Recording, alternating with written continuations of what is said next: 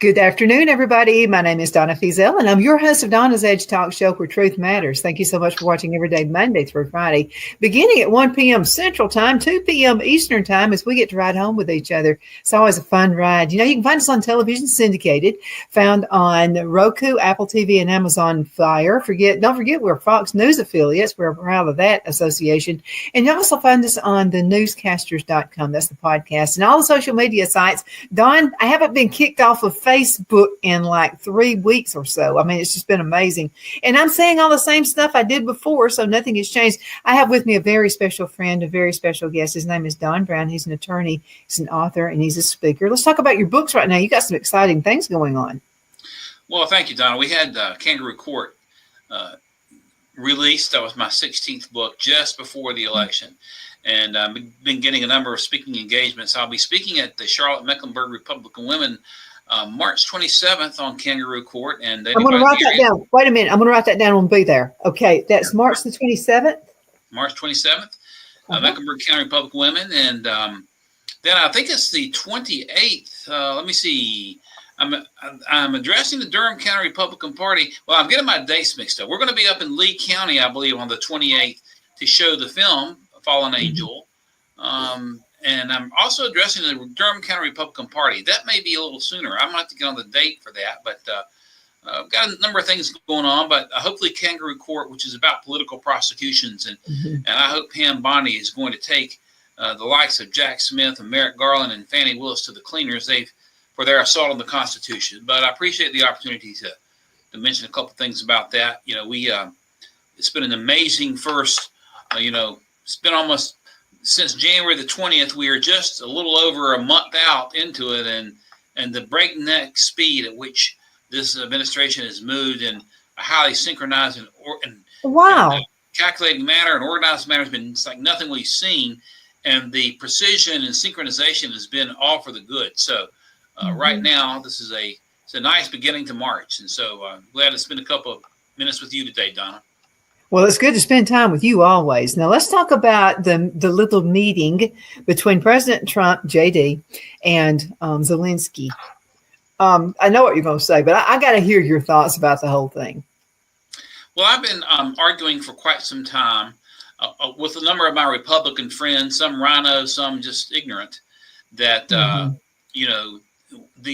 way the rhinos and the warmongers and the never-ending war advocates have tried to portray the Russian-Ukrainian war has been inaccurate. They have called it a battle between democracy, and you know how I feel about the phrase democracy. We're a constitutional republic, but we'll use their phrase for a moment, democracy versus oppression. Well, the fact of the matter is you've got two dictators, and one's about as bad as the other. And so Zelensky himself, the president had called him a dictator just a few days before that, incredible meeting in the Oval Office this past Friday, because look, there are several things that Zelensky's done. He shut churches down there. The Russian Orthodox Church shut it down. He has quashed his political opposition. He's suspended elections. He's taken control of the press, and now they're rounding up young Ukrainian boys, barely 18, in paddy wagons and taking them off to the front. And so you're dealing with a thuggish dictator that is Zelensky himself. And this is not, they want to portray this as good versus evil. No, it's not good. It's one degree of evil versus another degree of evil.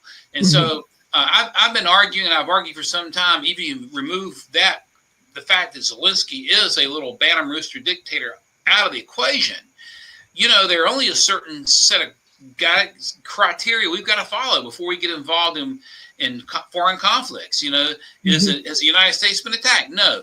Is the immediate national security of the United States threatened? No. Are we going to use military force to protect Americans like in Grenada? No. Are we using military force to retaliate because Americans have been attacked, like President Reagan did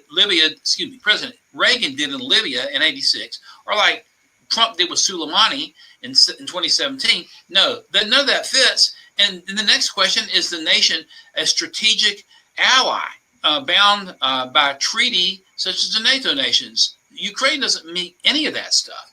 And so if you remove the fact that Zelensky is a brutal dictator himself, it doesn't meet any of the criteria we should be following to use force. Now, granted, we've not put boots on the ground. At least we haven't put combat boots on the ground en masse. We may have boots on the ground there, but not en masse. But this idiot Biden was allowing Zelensky to shoot American missiles into Russia. It's interesting. I had a conversation about this with a good friend of mine, and I made these points. And he said, well, we got to stop the bear. We got to stop the bear. And I made the point, well, listen, it is true, because I was in the U.S. military in the Reagan era and the Bush 41 era, and it is true that at one time the Soviet Union was our principal geopolitical ally. They were meddling everywhere. You had the Soviets pushing the Sandinistas in Nicaragua. You had them heavily in Cuba, in Venezuela. You had them pushing everywhere. Since the fall of the Soviet Union, they have not been as geopolitical as they were. Clearly, they have meddled some in Syria, and of course, they've had this decades-long conflict with Ukraine. This thing with Ukraine and Russia is like two first cousins in a backyard brawl. I mean, Russia grew out of Ukraine historically. But the military-industrial complex has phrased its, they used to it's like just because they say it doesn't mean it's true. Biden, you take the jab, you won't get COVID. See how that turns out? Well, they have these sloganisms they want to fool us with. Pay them now or fight them later. Nope, doesn't have to be that way. But they say that, and the people will nod their head and go along with it. Pay them now, fight them later. Oppression versus democracy. Stop the bear. Blah blah blah blah blah. When the fact of the matter is, and the president has seen this already, is now communist China. That's our principal geostrategic ally. In fact, we would never have even known. You and I, Donna, you probably knew. I didn't realize that the Chicoms, the communist Chinese companies, had taken control of the both locks to the Panama Canal on both sides. They're everywhere, and so the president understands this. Russia would probably win that war without our help, but you don't have to be. Just because, like you and I, we know we got a national debt we can't control. We don't want to spend money on a war. That doesn't mean no. It doesn't mean that. Don, there are examples in history, in fairly recent history. You take, for example, the Pol Pot Khmer Rouge. If you ever saw the movie The Killing Fields, he's from 74 to 77, 78, 79, over 1 million, educated people in Cambodia, they try to rename it Kampuchea, murdered by Pol Pot. Well, just because we didn't intervene militarily in that doesn't mean we're pro-Pol Pot. Or if you go, for example, into Africa with the Rwandan massacre and under Clinton, and for a 4 months period in 1994, you have between 500,000 and 1 million Rwandans just massacred under this Hutu government. Just because we didn't send the 82nd Airborne to stop it doesn't mean we're pro-Hutu. Just because we don't send money to Ukraine doesn't mean you're pro-Putin. It is a disingenuous argument. And our people have to see through those arguments and articulate against them, because we got a national debt that's got to get arrested and under control. If it doesn't get under control, we won't be an economic superpower, and we won't be a military superpower, and it won't matter anymore. So I didn't mean to go off on a rail there. Well, no, you just made the perfect point. I mean, you just made it. Okay, so it's almost been like you have to root for a football team. You've got to either be an Auburn fan or you've got to be an Alabama fan. I never saw the point, because I first of all, I shy away. Whatever a liberal wants to be for, generally, I need to be against. So when they started pushing Ukraine, I don't know. I didn't feel it. I didn't fall in love with that idea. And you and I talked about that. Not that I'm a Russian fan. It's just that my daughter-in-law is from Russia, but she doesn't carry those ideas. The point is why were we felt like we needed to pick a team? You don't. But see, it's a false narrative. They put these false narratives out there, and then the sheep will just nod in their head. Yeah, right. I don't take the vax. If I take the vax, I won't get the COVID. They nod their heads and just go along with it without any critical thinking. They've removed critical thinking from the schools. But it is not always if X then Y. It certainly isn't. I don't care. There's probably some game in the National Hockey League tonight. I could care who wins and care who loses. Maybe one team is more noble than the other team, but I could give a about who wins or loses, because I don't care about those places. And, no, I'm for the United States. That's who I'm for. I'm actually a citizen of the United States. I want to see them like Trump told Zelensky, I'm not for Putin, I'm not for anybody, I'm for America first, and that's the way we are. And another argument they make, they talk about all the massacres, and yeah, I understand. Somebody said, what about the Christian brothers and sisters that are there? I said, well, I feel for them, I can pray for them. But somebody said, well, how do you mesh this with your Christian beliefs? I said, well, I'll tell you what, you show me in the Bible, where the Bible says a nation has to spend $300 billion to support another nation that suspends churches, and we'll have a talk. But people can't conflate the differences. We can have compassion for the war-torn victims of Ukraine, or Rwanda, or Cambodia, or or pick your place where there have been massacres, but we don't have the means to be the world's policeman. And so, both can be true at the same time. I can have compassion here for a family that's lost their home because of the war. I can despise Putin, but at the same time, I can take a position. It's not a wise investment for the United States. Get involved in this.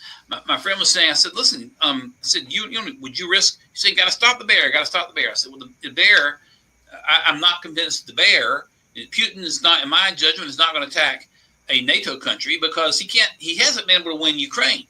Now, granted, he probably would have won if we hadn't thrown $300 billion at him, but he knows, he's bound to know if he can't take Ukraine after 4 years, he's not going to take NATO in a conventional war. He'd have to go nuclear. But when you have a president like a so-called president like Joe Biden allowing them to launch American missiles into their country, sophisticated American missiles, you're playing footsie there. And so I said, listen, buddy, you want to run the risk of a nuclear exchange, even a limited nuclear exchange on the battlefield? People just aren't thinking through this thing. We've not been attacked, like I say, and it's out of our orbit, and we can't afford it, even if it were in our orbit. Yeah, but this is the fascinating thing. People will fuss and argue. What about those poor Ukrainians? And I feel for them just like you do. I really do. What about all of our citizens who took the jab, who died, who are still dying? Do we even have a true number of the people who died because they took the jab? No, you make a very good point. And by the way, Donna, I heard you mentioning earlier, you and I have talked about this for many, many months about how Facebook, we would have a contest of who'd been banned the most from Facebook. I think I got your wonderful show thrown off of YouTube or something because I went a little far. That's okay. I wear it as a badge of honor. Yeah. But what I was going to say is that 2 weeks ago, on Fox and Friends weekend, that Rachel Campos Duffy did a hit piece on the jab, a hit piece. I've been meaning to go back and look for that. She brought a doctor on there. They were talking about the instances of turbo cancer. They were talking about, the myocarditis epidemic and how younger people seem to be falling out. For whatever reason, it seems to be hitting people in their 30s.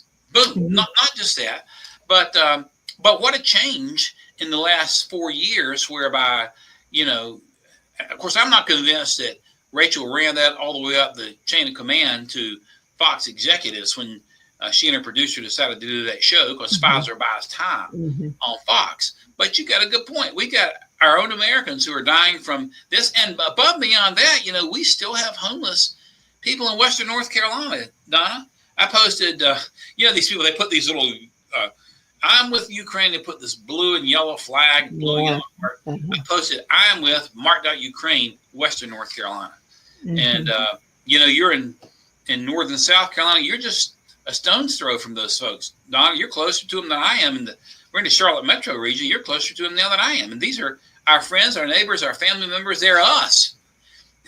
And we have our own senior senator here wanting to throw money at Ukraine. And when we haven't even rebuilt, for our own people. And even in California, Southern California, Los Angeles, that's not my favorite place, but those people, they're being pushed away by their own local government out there.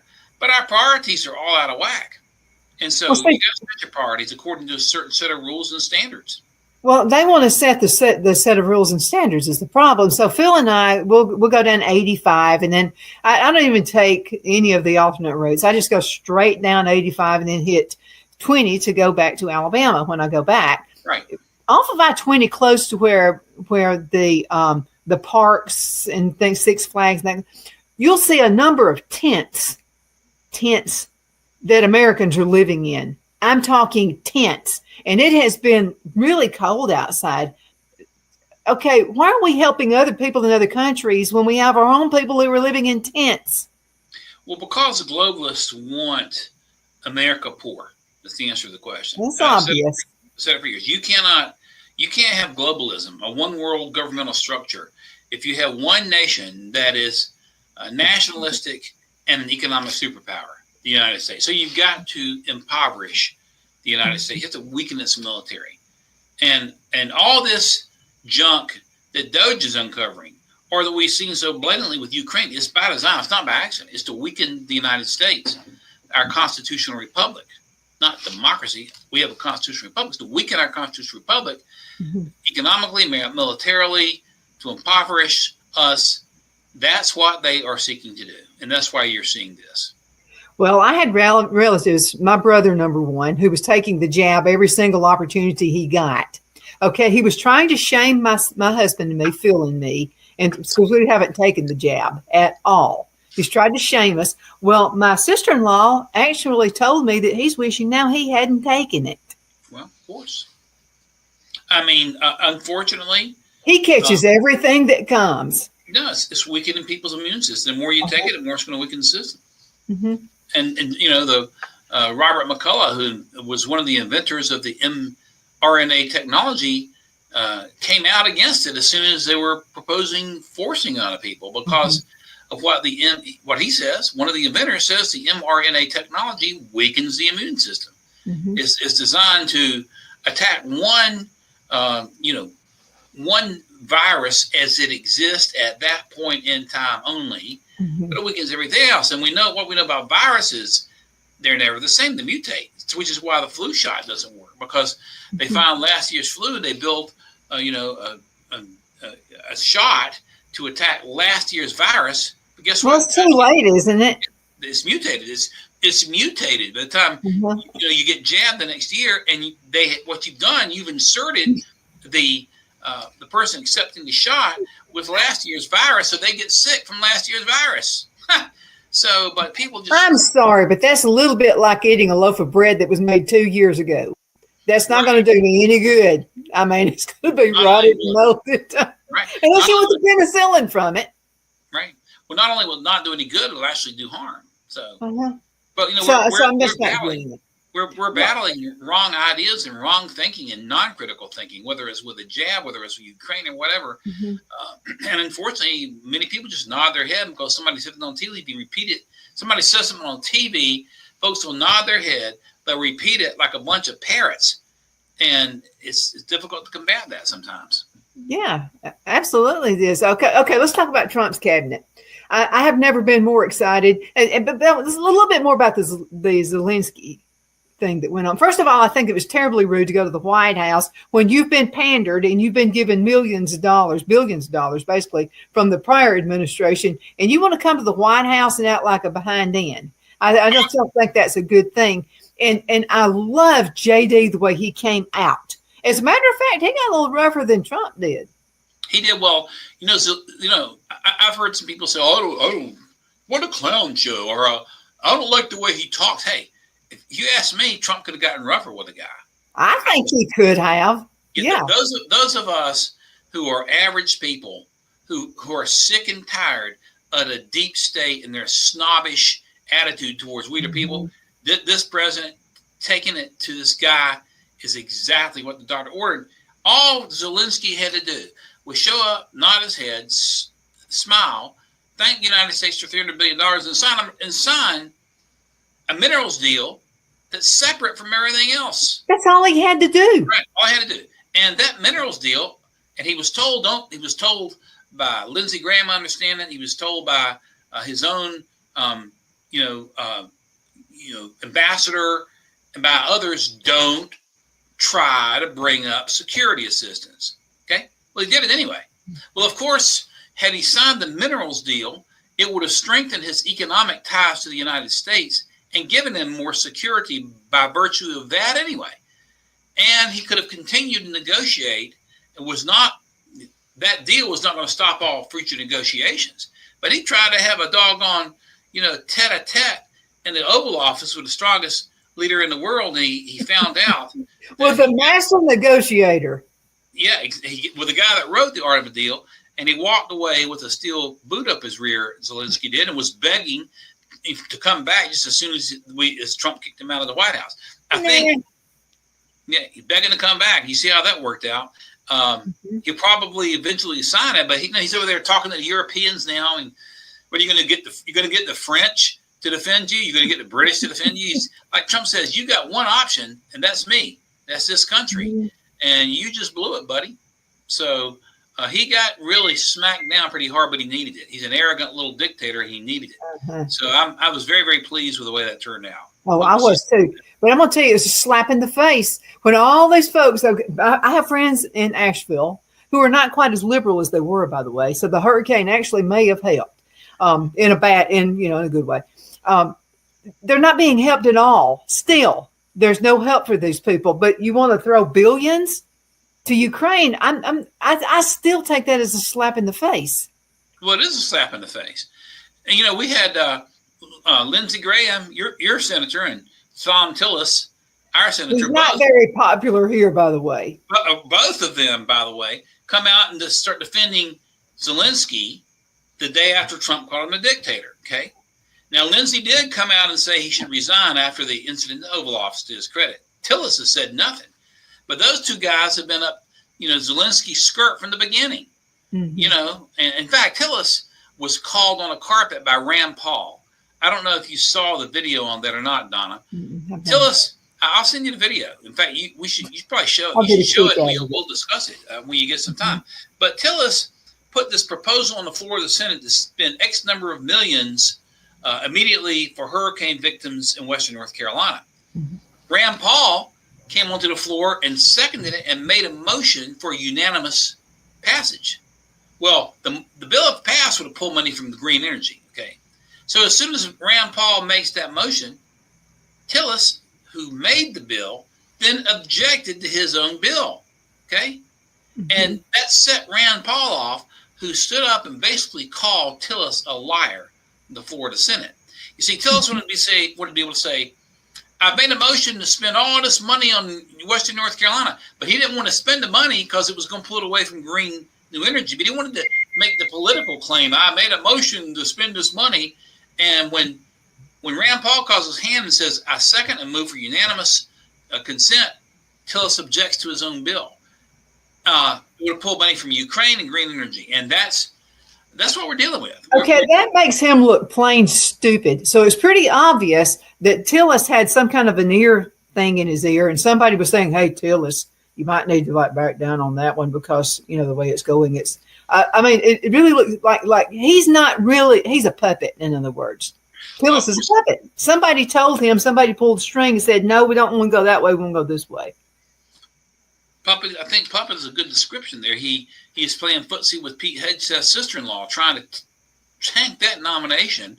And Trump got so mad with him and they put so much pressure on him, he finally backed off. But he was trying to find, he took an affidavit from the lady, said, we'll use this. He was trying to convince Murkowski and Collins and Joni Ernst to back off their support of Pete, so that when Tillis voted against Pete, he would have some more political cover. But anyway, we're dealing with a rhino establishment. We're dealing with people who want to fund endless wars, who want to fuel the military-industrial complex that Eisenhower warned us about. And I've got no problems calling Republicans out.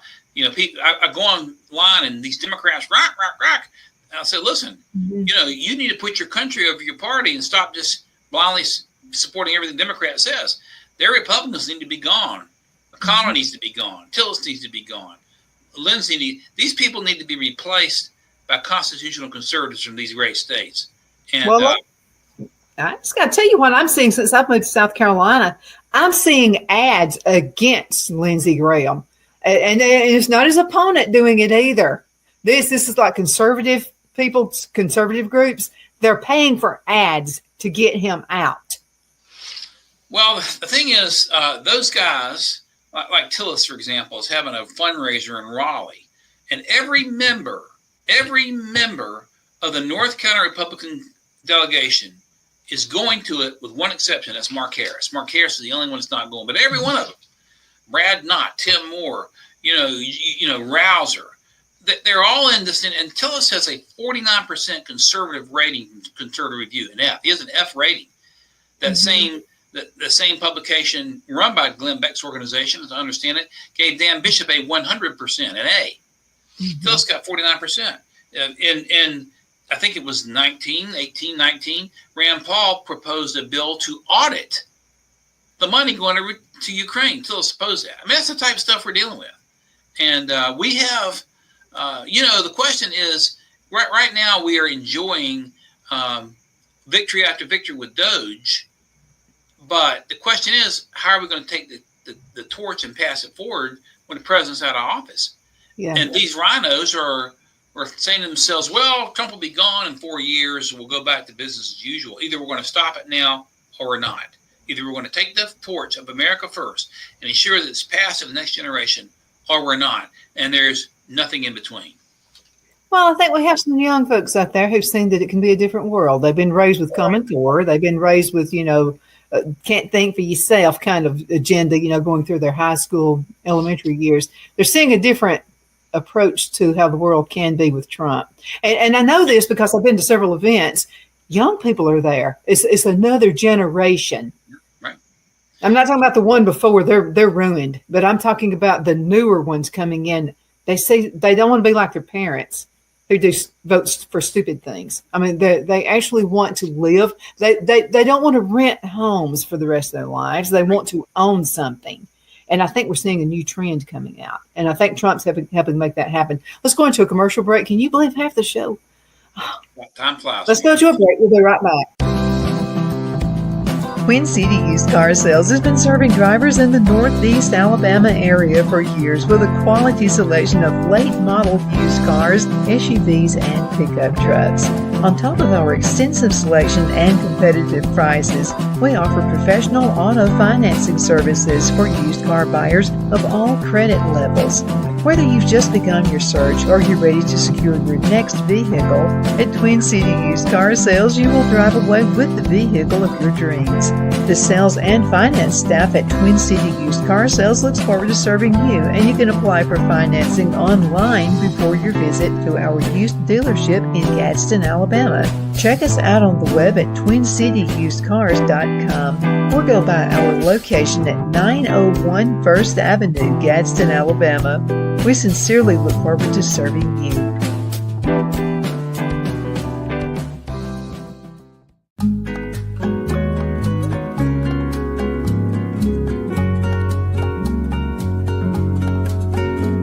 At Lamone's Mexican Restaurant, located in Henniger, Alabama, and voted Best Mexican Restaurant of DeKalb County, Alabama 2020, we're here to serve you with authentic Mexican cuisine. Order easily online by going to lamonsmex.com or call 256-657-3999 to place your order.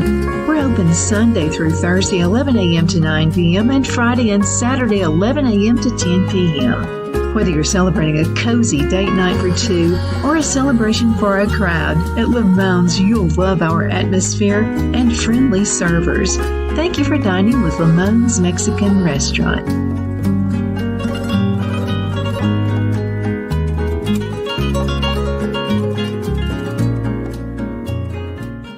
At Liberty Bank, we're all about community. Whether it's to help with a charity fundraiser or help families in need, toys at Christmas, or a local football team, we're here for you. You see, we realize the importance of family. Sometimes it's to build a new home or necessary home repairs. We're here for you.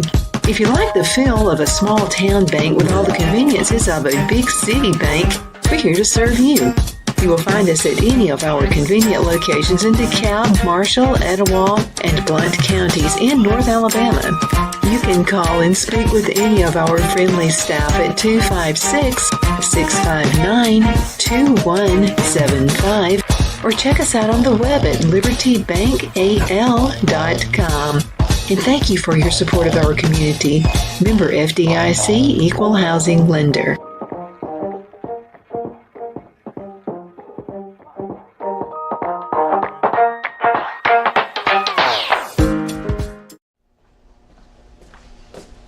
Are you ready? We all wonder what tomorrow will bring, but the future lays itself at the feet of the prepared and surrenders to the will of the persistent.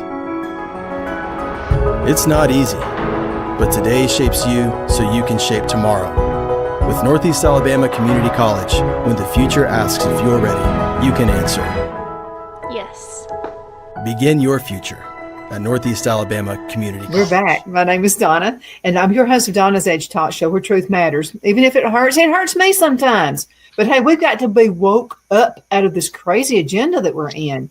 And we've got to live life to its fullest. You know, you can live a good life. You don't have to be led around by the nose. And I'll say this. Okay, I'm from the South. Okay, everybody knows that. So you don't want to jump from the fire into the pot, do you? And that's what we're doing in some cases. When I'm made to choose Ukraine or Russia, and I'm saying I'm really not for either one of them, and I'm most certainly not for Ukraine because I'm seeing too many liberals and too many crazy Republicans who were on that side. That tells me they're making money off of this war. I mean, common sense. Right. There's a reason not to believe it. You're seeing right through it, Donna. It's a money-making enterprise. And the longer it lasts, the more money it makes. And those seeking to make money don't care about who gets killed. So just like in Big Pharma, with what I call the governmental pharmaceutical complex, don't care about who gets killed. In Ukraine, they don't care. They want to keep making the weapons. They want to keep making money. You're more concerned about that, and they are running up the national debt. They are more fixated on the money, the profiteering from the war, than they are about the possibility of it turning into some sort of nuclear exchange, which should be beyond disastrous for everybody. And we're looking at the face of evil. So you're calling them on the carpet, and I appreciate it. Well, I mean, it's to be done. It just has to be. And I'm going to tell you what, though, you get blasted from people on social media sometimes for doing this, but I get to live with myself, so that's part of it. Okay, let's talk about Trump has a great, great team. And I love the way he walks away from the deal with Zelensky. I love that. It showed he had the power. Trump had the power. So when it was the Biden administration, it was truly that other perpetrators around the world had the gun. Okay, they had the gun pointed at us. So let's talk about maybe pick 2 people or 3 people from Trump's administration right now you think that are going to turn things around. Well, I would start with my old pal Pete Hegseth. I've said all along, I wrote a couple of op-eds in favor of him when they were trying to tube his nomination. Pete Hegseth can be the greatest defense secretary in history. And if you look, you know, on day one, he goes to the Pentagon and calls Fort Bragg before he even changed it. Love it. 2 days later, he changes it back from Fort Liberty to Fort Bragg and does so in a way that the liberals can't attack him because he finds a staff sergeant or somebody who won the Silver Star in World War II, the Battle of the Bulge or some battle I may be off it. Names whose last name is Bragg. We're going to call Fort Bragg after Staff Sergeant blah, blah, blah, blah, blah, rather than Braxton Bragg. All the signs go back up, Fort Bragg, just like it was. So it was really, really ingenious. In the Pentagon, they fired the chairman of the Joint Chiefs. They fired the woke Secretary of the Navy. They fired the Commandant of Coast Guard. They have gone after all this DEI in the military with a vengeance. And Pete's out there with a fleet. He's out there with the troops. He's going to restore good order and discipline. He's going to restore morale to the troops. He's going to bring back a physical fitness test that don't cater to those who shouldn't be in the most crucial combat positions. And so I would start there and say, and by the way, Pete has recently just said within the last couple of days that the email that Elon Musk sent, tell me what 5 things you've done this week, is going to apply to the civilian workers within the Department of Defense, and good enough. You know, you're looking at, the folks in the Trump administration, cabinet members. Musk isn't a cabinet member. He's a presidential appointee. He isn't required to be confirmed by the Senate, just like a number of presidential appointees in the past, Steve Bannon or Valerie Jarrett or whoever it might be, for good or bad. Hunter Biden. Yeah, all that. all that. But when you look what Musk did with Twitter, even before he came on with the administration, he cuts 2/3 of the workforce and makes the platform more efficient and more popular than ever. Mm-hmm. I was at a wedding in Texas, in Dallas, a couple of weeks ago, and ran across an engineer who works for Tesla in Austin, Texas. This engineer works on the car's remote driving capability. I get nervous anytime a car is driving for me.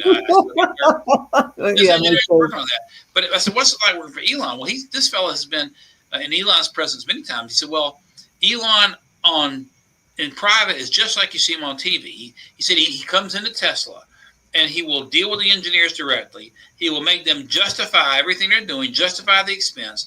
If they can't justify it, he'll make them cut it. The gentleman did say if we can make the argument that we need the system, then we'll relent. But although Elon is not a cabinet member, you asked about cabinet members. I think he has been maybe the most singularly significant addition to the administration in terms of how quickly they've gotten things done. Yeah. We'll go into Marco Rubio. I think Marco Rubio has shown some surprising insightfulness. And, we go from 8 years ago, Trump and little Marco, we've gone from there to here. And it's hilarious to kind of think on it in retrospect. But, a couple of things. When Trump is talking about, hey, we're going to take the Panama Canal, that might be part of the art of the deal, whether he means it literally or not. Marco comes out and explains exactly what's happened, that the Chinese have gone in and seized control of the main locks of the canal, which violated the initial Panama Canal Treaty and violated even the terms when Carter gave it away. Mm-hmm. When Zelensky, pulled his little stunt in the White House, well, Marco was furious about it. He said the guy was told minerals only and had a chance to see. Zelensky doesn't care about his people. He just wants to keep the war going. But Marcos laid that out and was furious with Zelensky and was a very strong advocate for the administration. So I think he's been surprisingly good. There was no question that he was competent, but he's been surprisingly sharp out of the gate. Here's what I mean by that. Think about Trump's first Secretary of State in Administration 1, Rex Tillerson, who had been the CEO of Mobil, I believe, or Exxon, one of the oil companies. Just a bland, blending in type of bureaucrat who didn't last very long. Mark Rubio's head and shoulders above that. Then the next one, who I think has been outstanding today, has been Pam Bondi, and they've come in and they're cleaning out a lot of positions in the Department of Justice. The struggle right now apparently is getting the Epstein files, and she said that the Southern District of New York is hiding those files. So she's going to fire those people. So it would have been interesting to see Matt Gaetz in that job, but she is out of the gate very, very quickly as well. Mm-hmm. Also, Sean Duffy has been forced into crisis management mode all too fast with the collision we had in the Potomac River, and then also the jet that went down in Philadelphia. And he's done a really, really good job in an unexpected role in that the Secretary of Transportation gets involved with that stuff, but he's had to do it almost just as soon as he took office. Mm-hmm. And so I think those four have shown a lot of pizzazz coming out. And of course, we've just had Kash Patel affirmed FBI is not technically a cabinet position, but it's a presidential appointee position in Tier 2. And I'm looking forward to following him more and more closely. But those four have been outstanding. I think J.D. Vance, the vice president, has been talk about, Donna, you and I, we speculated who's Trump going to pick, and we talked about Tim Scott, we talked about a lot of folks, and JD kind of came out of the blue in some ways because he wasn't in the initial conversations. Mm-hmm. But what he did with Martha Raddatz, he just turned her on her head when that conversation about illegals are Venezuelan gangs taking over apartments in Denver. He says, well, there are not that many, and the police have it under control. And so he says, Martha, do you hear yourself? Do you hear what you're saying? You're saying it's okay to have some Venezuelan gangs because there are not that many. And his debate against Tim Walz was outstanding. And we saw him, of course, like you say, he was the guy who first started tangling with Zelensky before Trump finished the job. But Zelensky was bad mouthing him, and he called him a B. Right. He called Jay. I mean, I'm like, okay, you called him what? I don't know. This is, I mean, you're going to have to take up for yourself. Yeah, and JD also had been one of the strongest advocates in the Senate against this Ukraine boondoggle. So it wasn't like he wasn't well versed on the whole thing. So you got to put the vice president in there with a group of superstars that have been out the gate so far. And, I do. Yes. I do. It's incredible what this guy. I think he could be the next president. Well, certainly he's going to be if he keeps it up like he's keeping up, he's going to be in a catbird's seat as the front runner for nomination for sure. So, but it is, it has been the most outstanding assemblage of cabinet members that we have ever seen. And, between Pete and Marco and Pam, Doge, Musk, although it's not a cabinet position, but it's kind of like that in that he's a senior advisor of the president carrying out all these cuts. And, I don't even call it any of that nonsense. I call it a team. I mean, that's what you have. When you start an organization, you start a company, you have a team of people you put together. You don't care whether they think they're a dog or a cat or a war. If they can do the job, you put them in there. I mean, if you feel they can, not because they're black, not because they're white, but man, woman, nothing like that. If they're a baboon, whatever, if they can do the job, they go in. But I have to say, I keep going back to Vance. It's his demeanor. It's because this guy has to come through nothing and literally worked. And most vice presidents, you got through the history of presidents of the United States, most have been just babbling buffoons. They've been idiots. They've been the Ed McMahon to the Johnny Carson. They've been the cackling somebody that really made no sense and would just ramble on and on. But this guy's different. He's not like that. No, right. I mean, there was a joke about how the Democrats, each one has to find a vice president dumber than the next one. Obama has to find one dumber than him, so he finds Biden. Biden's got to find one dumber than him, so he finds Kamala. And it goes. And she was trying to find one dumber than her, so she picks Walz.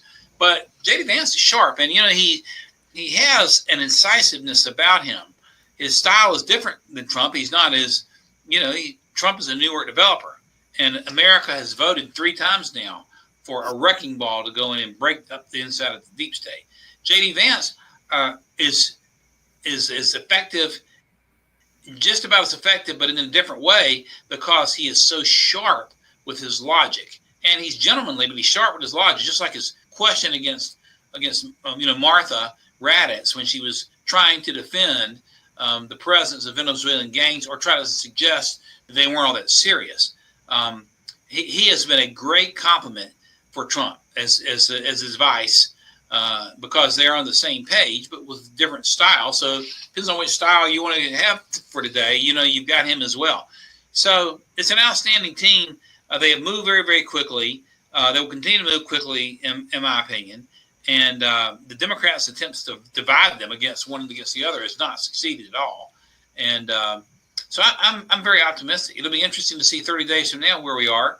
I'm a little put off with the Speaker of the House right now. He said he's going to pass another continuing resolution, and you and I have talked about this. But these continuing resolutions are a disaster. The Congress needs to do its job, but inside the executive branch, we've never seen the type of amazingly clean, concise, clear, and execution without stumbling in American history, at least not in our lifetime. And it's something to really behold. Well, we've had a record-setting number of people who want to join the military. I mean, unlike anything we've seen in several years, if I've got my information correct. Yes. Well, military recruitment was being killed by DEI. You know, I mean, I know one example where we had a forward deployed military unit out in Germany and Italy. They're looking to possibly go into the Middle East, and Biden puts some dude wearing pantyhose and high heels in a dress. So the Democrats had gone to war against the military, whether it's Lloyd Austin in the 60-day stand down in the beginning of the administration, looking for nationalists within the group, or whether it's the Army and the Navy, both disgustingly putting together ads showing dudes wearing dresses. They've chased people off.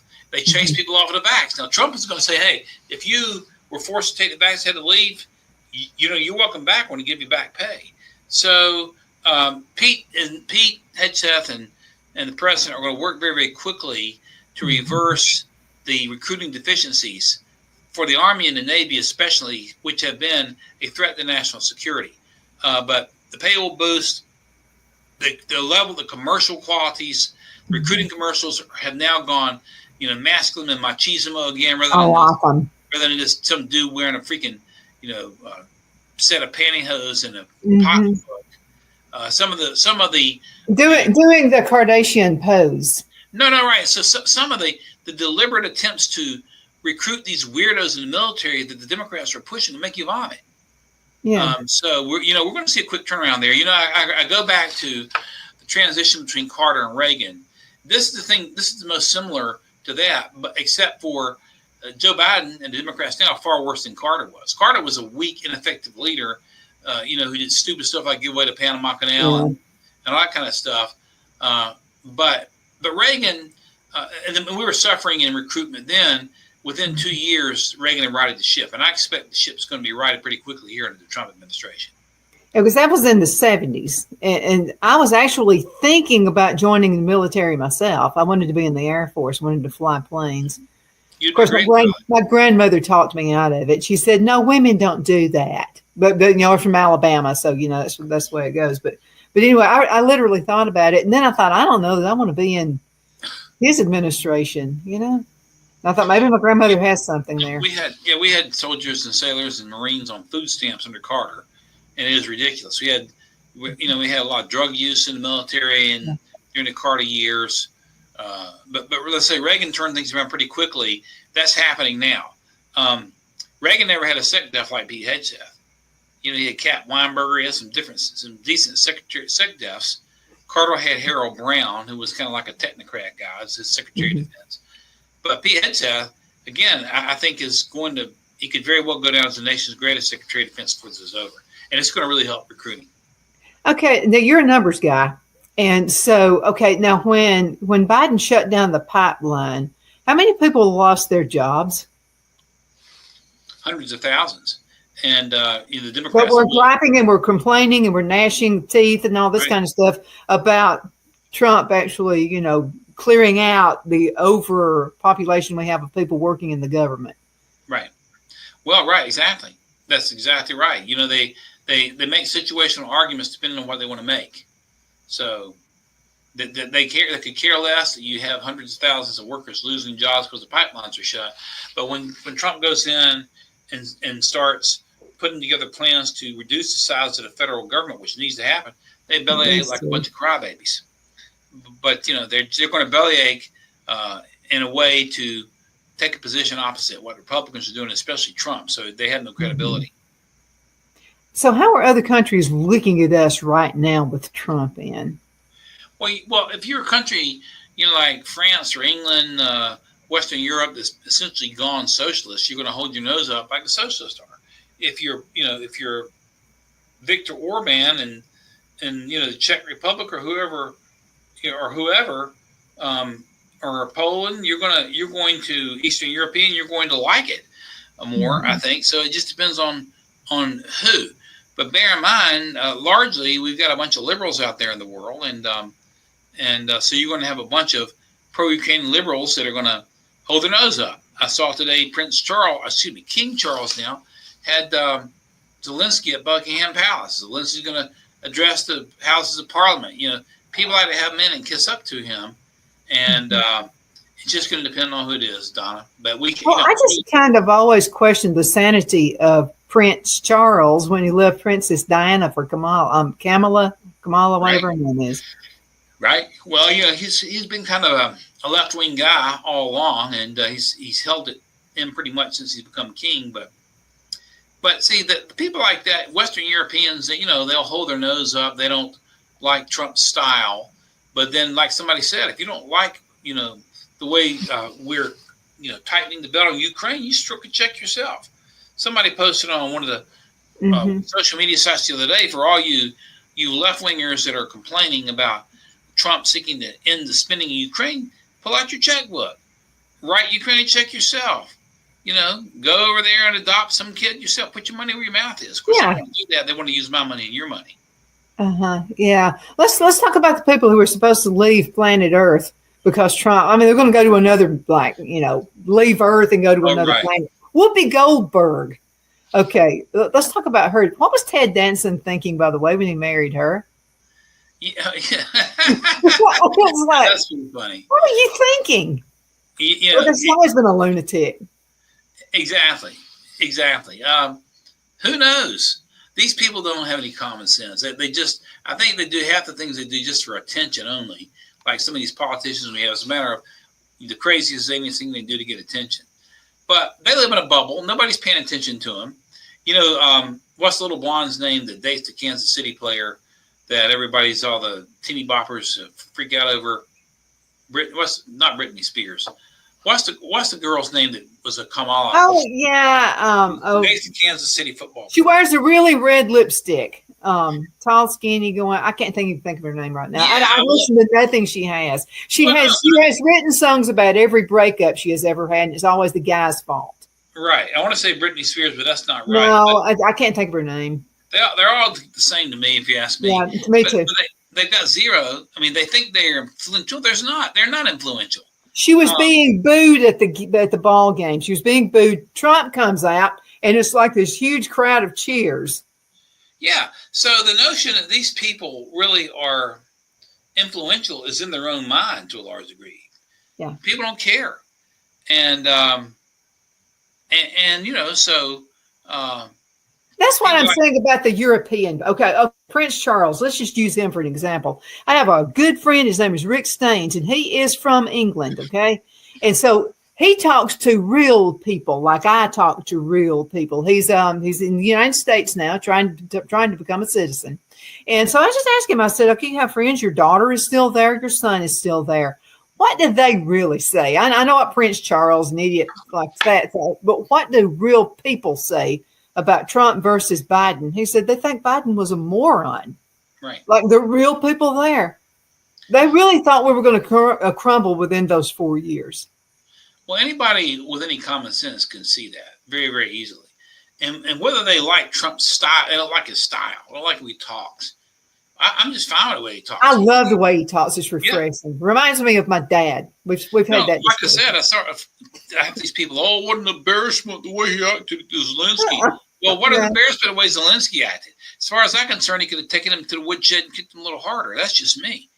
But the average, beer drinking guy out in middle America that's worked hard and want to come in and have a beer and watch a little bit of TV and go home, they want a president that's going to stand up for them, not the deep state.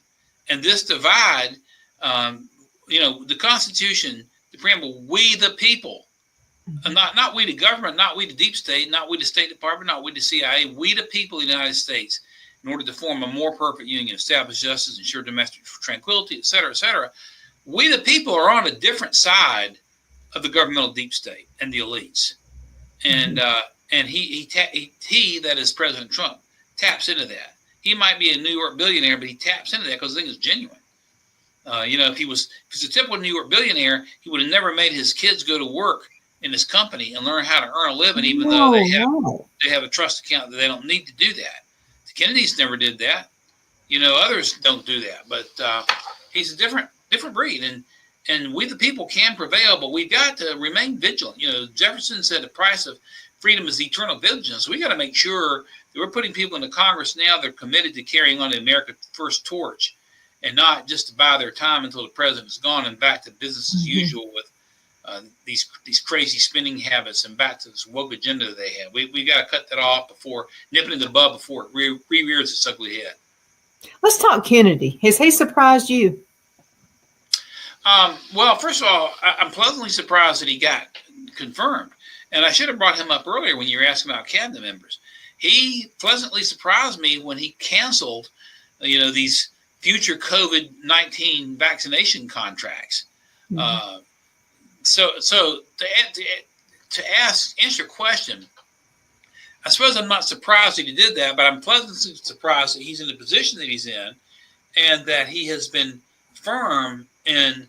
We don't agree with Bobby Kennedy on everything, whether it's abortion, for example, some other things. Mm-hmm. When it comes to the dangerous posed by these vaccines, they call them anti-vax. He just he's pointed out, they put aluminum in shots now. That never happened before. Now look what you got in terms of autism. I mean, the fact of the matter is, somebody said we have 50 to 60 required or recommended vaccinations for kids now, and mm-hmm.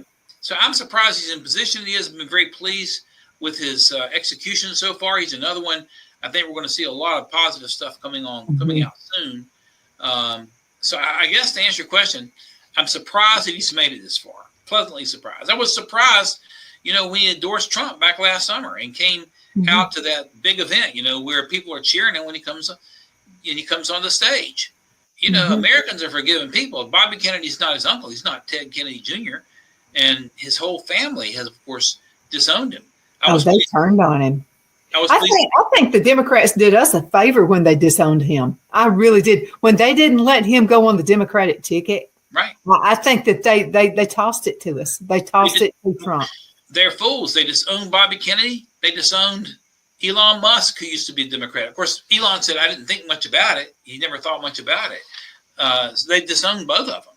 And so I think that what I want to see, and I don't see any members of our Republican Congress pushing this, but we have to strip away special protection from vaccine manufacturers. I mean, right now they can put together any type of jab brew they want to. They can kill you with it, and they're largely immune. But as I've pointed out, Ford Motor Company doesn't get blanket immunity. Chrysler doesn't. Ford, GM doesn't. Walmart doesn't. Colgate doesn't. Palmolive doesn't. I mean, John Deere doesn't. No other companies get the type of special protection these vax companies get. And Bobby Kennedy's been saying you need to move the pharmaceutical ads off of television altogether. I think that would be a great idea. Okay. Okay. Less than a minute left in this segment. Let me ask you a question. I'm going to ask. I got to ask. And I miss making fun of her. But what is Kamala doing now? You're going to get me laughing like her. I miss it. I think she gave a speech out in California. I think she believes she can come back. So she's trying to present girl. Yeah. You're toast. You are toast, girl. Never are you going to be president of the United States. Probably not even to your local PTA club. Well, you know that, and I know that, but she still is delusional enough to think she has a political future. So it's kind of fun. I hope she keeps trying because it gives us something to laugh at, So yeah, because I kind of miss making fun of her. There you go. Maybe we've got to go. How can folks find your books? DonBrownBooks.com. You can go to DonBrownBooks.com. Go to Amazon. Type in Don Brown author, or you can go to Google and go to my Wikipedia page, Don Brown author, and you can find me. And you can email me at donbrownbooks@gmail.com. donbrownbooks@gmail.com. Love to hear from your listeners, Donna. And from your viewers. Right. And you all have my number. If you can't find it, just ask me. I'll find it for you. Okay, Dawn, again, thank you so much. Thanks for being a friend. I absolutely appreciate it. And thank you guys so much for watching. You make my day. Continue sending emails to Donna at donnasedge.com. See you next time. Thank you, Donna. Talk to you soon.